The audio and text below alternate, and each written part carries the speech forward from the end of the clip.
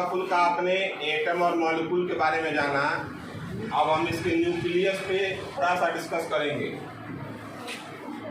Atom का जो structure होता है वह अप्रोक्सीमेटली स्फेरिकल होता है। कैसा होता है? एटम का जो स्ट्रक्चर होता है कैसा होता है? स्फेरिकल होता है, गोलाकार होता है। कैसा होता है? गोलाकार होता है। इसके बीच सेंटर पे न्यूक्लियस होता है। क्या होता है? न्यूक्लियस होता है, जिसको हम केंद्रक कहते हैं। क्या कहते हैं? इसको हम नाभिक भी कहते हैं। क्या कहते हैं? नाभिक, केंद्रक या नाभिक। आपने देखा है, आप प्लस का साइन मैंने लिखा है। इसके बारे में भी मैं आगे बताऊंगा कि यहाँ प्लस का साइन क्यों किया गया। यह एटम होता है। अब आप फिगर में देख रहे हैं, आपको दिखाई दे रहा है, लेकिन वास्तव में एटम दिखाई नहीं देता है। इसका आकार इतना छोटा होता है, इसका आकार इतना छोटा होता है कि आपको नंगी आंखों से वह दिखाई नहीं देता है। ये पर एटम जो होते हैं, इनका आकार इतना छोटा होता है कि आप इसे नंगी आंखों से नहीं देख सकते। जैसे सबसे पहला हमारा एलिमेंट है हाइड्रोजन। क्या है? हाइड्रोजन। इसके एटम के बारे में अगर हम जाने तो इसका रेडियस होता है हाइड्रोजन का 10⁻⁻10। कितना होता है? 10⁻⁻10 मीटर। क्या होता है? मीटर होता है। अब 1 मीटर अप्रोक्सीमेटली 1 हैंड। 1 मीटर मतलब 1 हाथ। अब सोचिए कि वो माइनस में हो गया है। कितना? तो 1/2, 3, 4, 5, 6, 7, 8, 9, 10 इतना मीटर। अब इस 1 का वैल्यू कितना आएगा? 0.0000000000002242639 इतना मीटर। अब इतना मीटर मैं आपसे कोई सामान मांगूं कि हमें कपड़ा दे दिए काट कर इतना मीटर लंबा, तो क्या देंगे? तो इसीलिए इसका जो साइज होता है वह हम लोगों के लिए खुली आंखों से देखने के लिए, ओपन आई से देखने के लिए नेग्लिजिबल होता है, नगण्य होता है। हम देख नहीं पाएंगे। इसको देखने के लिए माइक्रोस्कोप की आवश्यकता पड़ती है। फिर भी हमको पढ़ना है इसको, इसीलिए इसका स्ट्रक्चर बनाया गया है यह कैसे होता है। ठीक है। एटम का स्ट्रक्चर जो होता है, बीच सेंटर में न्यूक्लियस होता है। क्या होता है? न्यूक्लियस। और इस न्यूक्लियस के चारों तरफ सर्कुलर पथ पर ऐसे सर्कुलर पथ होते हैं, और इसी पथ पर जो है वह इलेक्ट्रॉन घूमते रहते हैं, इलेक्ट्रॉन मूव करते रहते हैं। क्या मूव करते हैं? इलेक्ट्रॉन मूव करते हैं। और ये सब इनके जो हैं सेल कहलाते हैं। क्या कहलाते हैं? जैसे कि L, M, N ऐसे सेल होते हैं। क्या होते हैं? सेल होते हैं। और इलेक्ट्रॉन ये सब होते हैं। इसमें क्या होते हैं? इलेक्ट्रॉन। और यहाँ जो प्लस लिखा गया है, यहाँ पर न्यूक्लियस में प्रोटॉन और न्यूट्रॉन होते हैं। क्या होते हैं? प्रोटॉन पर पॉजिटिव चार्ज होता है। कैसा चार्ज होता है? इसको प्लस भी लिखते हैं। या तो पढ़िए पॉजिटिव चार्ज या प्लस VE, दोनों का सेंस एक ही होता है। क्या होता है? एक ही होता है। यह प्रोटॉन है। प्रोटॉन पे कैसा चार्ज होता है? पॉजिटिव। कैसा चार्ज होता है? पॉजिटिव। और न्यूट्रॉन पे कोई चार्ज नहीं होता है। इस पर नो चार्ज। न्यूट्रॉन पे कोई चार्ज नहीं होता है। तो एक टोकरी में आम रखा है और नारंगी नहीं रखा है। एक टोकरी में आम रखा है, नारंगी नहीं रखा है। तो टोकरी में क्या रखा है? आम रखा है। तो इस टोकरी में प्रोटॉन रखा है, न्यूट्रॉन रखा है। तो न्यूट्रॉन पे कोई चार्ज नहीं है, प्रोटॉन पर प्लस चार्ज है। तो इस टोकरी में कौन चार्ज है? प्लस है, पॉजिटिव चार्ज है। तो इसलिए यहाँ प्लस लिखा गया था, क्योंकि यहाँ दो चीजें होती हैं, प्रोटॉन और न्यूट्रॉन। क्या क्या होते हैं? प्रोटॉन और न्यूट्रॉन। तो प्रोटॉन पे पॉजिटिव चार्ज, न्यूट्रॉन पे कोई चार्ज नहीं। तो प्रोटॉन पे चार्ज है तो वह चार्ज यहाँ पे रह जाता है, इसीलिए हमको दिखता है कि प्रोटॉन पर चार्ज है। अब ये न्यूक्लियस के चारों तरफ सर्कुलर पथ पे, किस पथ पे? सर्कुलर पथ पे इलेक्ट्रॉन जो होते हैं वो चक्कर काटते रहते हैं। क्या करते हैं? चक्कर काटते रहते हैं। ये ऐसे चक्कर काटते हैं कि कोई दूसरे के सेल में नहीं आता है। प्रत्येक सेल के बीच एक इंटरएक्शन फोर्स काम करता है। क्या करता है? उसको कहते हैं सेंट्रीफ्यूगल फोर्स। क्या कहते हैं? उस फोर्स के कारण कोई दूसरे सेल का इलेक्ट्रॉन दूसरे सेल में नहीं आता है। वह अपने एनर्जी को बनाए रखता है और उस एनर्जी के कारण अपने सेल में ही घूमते रहता है, दूसरे सेल में नहीं जाता है। और जो प्रोटॉन की संख्या होती है, जो प्रोटॉन होते हैं, नंबर ऑफ प्रोटॉन, ये बराबर होते हैं नंबर ऑफ इलेक्ट्रॉन के। इसके बराबर होते हैं। क्या मतलब हुआ? मतलब यह हुआ कि जितने इलेक्ट्रॉन होंगे उतने ही प्रोटॉन होंगे, जितने इलेक्ट्रॉन होंगे उतने ही प्रोटॉन होंगे। तो इलेक्ट्रॉन क्या होता है? माइनस। इलेक्ट्रॉन पे कैसा चार्ज होता है? माइनस का, निगेटिव का। तो जितना निगेटिव चार्ज है उतना ही पॉजिटिव चार्ज है। इसीलिए यह जो एटम है इस पे कोई चार्ज नहीं होता है। पूछा जाए कि इस इलेक्ट्रॉन निगेटिव चार्ज है, प्रोटॉन पॉजिटिव चार्ज है, बताइए एटम पर कैसा चार्ज है? एटम पर कैसा चार्ज है? इलेक्ट्रॉन पे नेगेटिव चार्ज है, इलेक्ट्रॉन पे नेगेटिव चार्ज है, और प्रोटॉन पे पॉजिटिव चार्ज है। तो एटम पर कैसा चार्ज है? तो भाई कोई चार्ज नहीं है। क्यों नहीं है भाई? क्यों नहीं है? क्योंकि जितने इलेक्ट्रॉन उतने प्रोटॉन है, तो दोनों समाप्त हो गए। +2 और -2 क्या होगा? 0। +3 -3 क्या होगा? 0।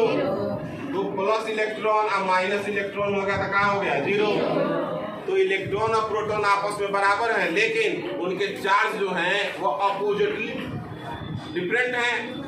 तो अलग अलग हैं, प्लस में है माइनस में है, इसलिए दोनों का चार्ज क्या हो जाता है? समाप्त हो जाता है। एटम पे कोई चार्ज नहीं होता है। और यह समझिए ऐसे कि एक आपके पास वाटरमेलन है। क्या है? खरबूज है। उस खरबूज में जैसे उसके बीज होते हैं, खरबूज के जो सीड्स होते हैं काले काले होते हैं ना, नहीं खाए कभी? बड़े बड़े होते हैं, नदी के किनारे फलते हैं। नदी के किनारे फलने वाला वो फल होता है और गर्मियों में उसका सेवन अधिक करते हैं। अभी कुछ दिन पहले तक नदी में पानी आने तक वो बिक रहा था बाजार में, बहुत मीठा लगता है। तो मान लीजिए कि एटम जो खरबूज है, एटम क्या है? खरबूज। और उसमें जो काले काले बीज हैं वही इलेक्ट्रॉन है। वह क्या है? इलेक्ट्रॉन है। अब देखिए पूरे खरबूज में बीज होता है कि नहीं होता है? वैसे ही एटम के न्यूक्लियस के चारों तरफ सर्कुलर पथ पे इलेक्ट्रॉन क्या करते रहते हैं? चक्कर काटते रहते हैं और उनकी एनर्जी बनी रहती है, वे दूसरे सेल में चले नहीं जाते हैं, अपने एनर्जी लेवल को बरकरार रखते हैं। मान लीजिए कि आप किसी ग्राउंड पे चले गए दौड़ने के लिए, आपको दरोगा की बहाली में जाना है और आप दौड़ने लगे, तो सबसे पहले खूब किनारे किनारे दौड़े, तो थोड़ा थक जाइएगा। जब दूसरा राउंड मारिएगा तो सोचिएगा उधर बहुत उबड़ खाबड़ है, थोड़ा इधर से घूम जाते हैं, प्लेन है। तीसरा राउंड जब आइएगा तो कहिएगा यहाँ घास नहीं है, थोड़ा पैर स्लिप कर रहा है, थोड़ा और अंदर से घूम जाते हैं। तो एक समय ऐसा आएगा कि अब आपसे दौड़ा नहीं जाएगा। क्यों? क्योंकि आपके पास सेंट्रीफ्यूगल फोर्स नहीं है, आपके पास इंटरमॉलिक्यूलर फोर्स भी नहीं है, आपके पास कोई फोर्स नहीं है। आपके पास एक एनर्जी थी जो दौड़ते दौड़ते क्या हो गई? समाप्त हो गई। लेकिन यह अपने एनर्जी लेवल को बरकरार रखता है। इसके बारे में आगे अच्छे से चर्चा करेंगे। तो यह एनर्जी लेवल अपना बरकरार रखता है, जिस कारण यह दूसरे के लेवल में, दूसरे के सेल में नहीं चला जाता है। हम लोग आगे अभी देखेंगे कि कैसे यह सेल में इलेक्ट्रॉन का भरना होता है। पहले सेल में फिर सब सेल होते हैं। यह पहला सेल के सेल है, इस के सेल में भी सब सेल होते हैं। उस सब सेल में इलेक्ट्रॉन कैसे भरते हैं अब हम लोग इसको देखेंगे। क्या देखेंगे? सेल में सब सेल का भरना इलेक्ट्रॉनों से कैसे होता है। अब सेल में इलेक्ट्रॉन कैसे भरते हैं, तो भरने के लिए जिस प्रोसेस को अप्लाई करते हैं उसका नाम है इलेक्ट्रॉनिक कन्फिगुरेशन। क्या नाम है? इलेक्ट्रॉनिक कन्फिग्यूरेशन। हिंदी में बोले तो इसको कहते हैं इलेक्ट्रॉनिक विन्यास। क्या कहते हैं? जो ये इलेक्ट्रॉन भरे जाते हैं उसके लिए हमारे पास 1 2 3 4 5 6 7 सेल होते हैं। कितने सेल होते हैं? 7 सेल होते हैं। और SPDF यह सब सेल होते हैं। क्या होते हैं? सब सेल। इस यस सब सेल में मैक्सिमम 2 इलेक्ट्रॉन रह सकते हैं। कितने रह सकते हैं? 2 इलेक्ट्रॉन्स रह सकते हैं। पी सब सेल में 6 इलेक्ट्रॉन्स मैक्सिमम रह सकते हैं। डी सब सेल में 10 इलेक्ट्रॉन्स रह सकते हैं मैक्सिमम। कम की आवश्यकता है कम ले लेंगे, लेकिन मैक्सिमम वो 10 तक जा सकता है। और यह सब सेल में 14 इलेक्ट्रॉन्स होते हैं। कितने इलेक्ट्रॉन्स होते हैं? 14 इलेक्ट्रॉन्स होते हैं। तो ये 7 सेल होंगे और ये 4 सब सेल होंगे। इन्हीं सब सेल्स में आपको इलेक्ट्रॉनों को भरना होगा। और जब यह जान जाएंगे तो आप वैलेंसी निकालना जान जाएंगे। केमिस्ट्री में जब आप केमिकल रिएक्शन कराते हैं, केमिकल कॉम्बिनेशन कराते हैं, तो कैसे उसे करते हैं इसकी भी जानकारी आपके पास हो जाएगी। जैसे आप लिखते हैं Al2O3, क्या लिखते हैं? Al2O3।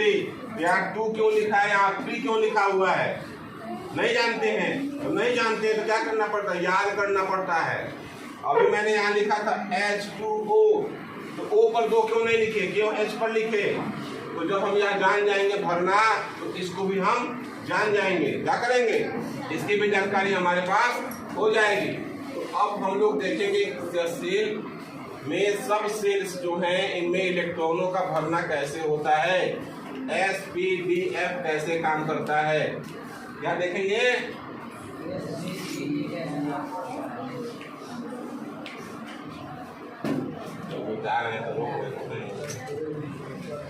सबसे पहले हम लोग देखेंगे हाइड्रोजन का एटॉमिक नंबर 1। एटॉमिक नंबर 1 कैसे होगा? तो पहला सेल, फर्स्ट सेल में यस सबसे कितने इलेक्ट्रॉन चाहिए? 1 हो गया। दूसरा element helium, atomic number 2, shell पहला और सबसे यस 2 इलेक्ट्रॉन 1s2। हीलियम के बाद लिथियम 1s2। देखिए यस सब सेल के 2 ही इलेक्ट्रॉन होते हैं और दोनों ले लिया। अब क्या होगा? दूसरे सेल में चले जाएंगे 2s1। कहाँ चले जाएंगे? Beryllium 4 1s2 2s2। एक इलेक्ट्रॉन हो गया, दूसरा इलेक्ट्रॉन भर गया इसमें। बेरिलियम के बाद बोरॉन 1s2 2s2। यस के बाद कहाँ जाते हैं? पी में। कहाँ जाएंगे? पी में 1 electron. Carbon 6 1s2 2s2 2p2। फिर नाइट्रोजन 7 1s2 2s2 2 2 4 3। यहाँ पी सब सेल में 2 इलेक्ट्रॉन है। यहाँ देखिए 3 हो गए। नाइट्रोजन के बाद oxygen 1s2 2s2 2p4। Oxygen के बाद chlorine 9 1s2 2s2 2p5। Neon 10 1s2 2s2 2p6। ऐसे जितने भी एलिमेंट हमारे पास आएंगे उसका कैसे इलेक्ट्रॉनिक कॉन्फ़िगरेशन करेंगे, तो इसी प्रोसेस को हम अप्लाई करते जाएंगे, आगे बढ़ते जाएंगे। That's all.